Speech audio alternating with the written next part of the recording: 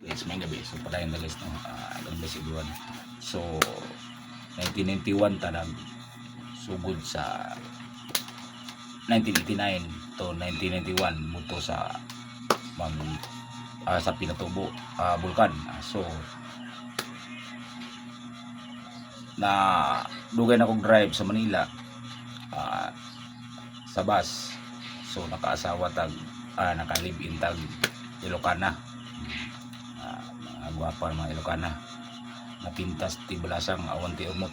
Nasampal ako nung guys doon sa Tarlac Hiruna kasi doon ang kapihan namin. Si maganda yung tindira. Anong pangalan mo? Napintas ti Balasang awan ti umot. Nagtanong ako. Yun ang sinabi ng kaibigan ko. Nagpintas ti Balasang awan ti umot. Soske. Naharap ko na yung babae. Siyempre may crush din tayo. Siyempre binata tayo. So, hindi pa tayo nag-asawa nun. So, bago ko nakilala yung kalibin ko, may anak din kami.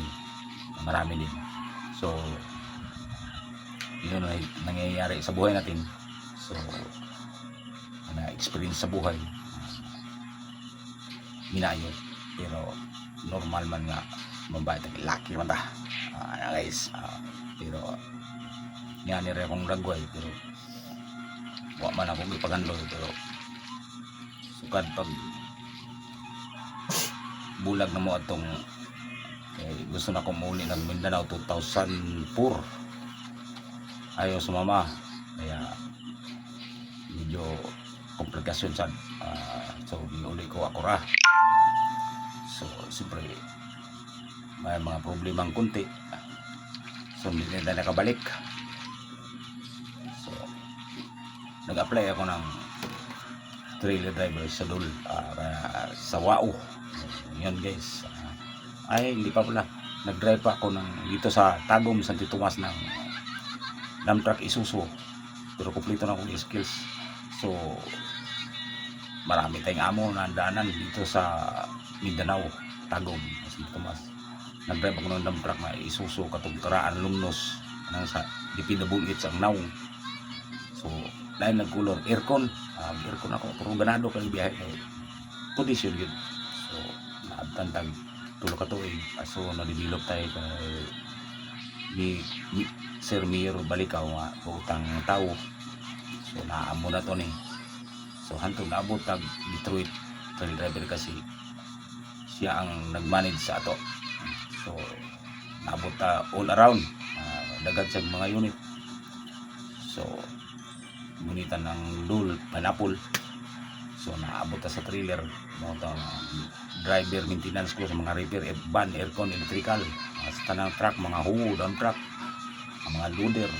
So abot na tag Mindanao karon sa dugang panahon nakailatag nagtrabaho pud sa Dul usap pud sa empleyado. So nakaila na to. Siyempre pag ito kaya ito manila sa papagit. So ako masig maot ng dagoy ni guro po kung yan nila akong dagoy di po maot di po ko guwapo pero tutuki lang tiso yung puta. Alas gino na guys importante natay trabaho guys. Pero ang suggest lang nato dia ang mga uyab niyo guys kung wala yung mga trabaho i-support tabangi ayaw bulagi tabangi. Simple sakit mas dughan kung ayan magtulungan. Ganun rin dito sa Facebook. So guys dumating na time na gira talaga ang Marawi. So wala nang gawa pabuhol kami kasagsagan pang bagyo noon. Tumawag ng amo ko daming kakulian pero uwi ng misis ko buong buo rin ng pagdasal ko sa Diyos. Sabi nung pagdating namin yan sa kaligitnaan ng dagat yun ang sinabi ng matanda, ang kalinaw ng kasing-kasing ng tao ganon rin ang kalinaw sa dagat. Pero ingon siya gikan kog hagna nagsakay kog barko kagayat kusog paning hangina po hinayra to dagko ibawd nganong karon way bawd kagayan tas Ginoo ana ra ang kwan. So pag abot ng tagbilaran guys, tagbilaran mamaya to. So So ang tigwang gikan ito hangna. Pero tingala ko agi kita pag abot mo ito bilar kusog yung ulan. Kasagsagan pa sa ulan. So low pressure. Kusog yung ulan. So blessing ko to. Blessing to na to guys. Mo to. Abot at buhol. Ano guys, di kamputag gawas po